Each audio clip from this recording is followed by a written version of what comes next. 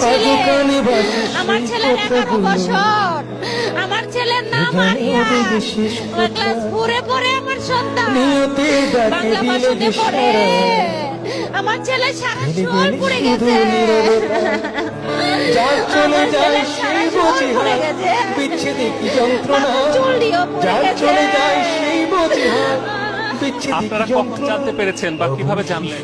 আমরা শুনছি যে স্কুলে আগুন ধরতে পারে আমার চালের ছেলে ও যাইয়া হসপিটালে নিয়েছে, সাথে লুকা ছিল, ওরা সবাই নিয়েছে। আমিও হসপিটালে যাইয়া দেখছি ওরে যে পানি ডালতেছে খালি, পুরা শরীর পুড়ে গেছে, প্যান্ট সহকারে পুড়ে শরীরের সাথে লাগে গেছে।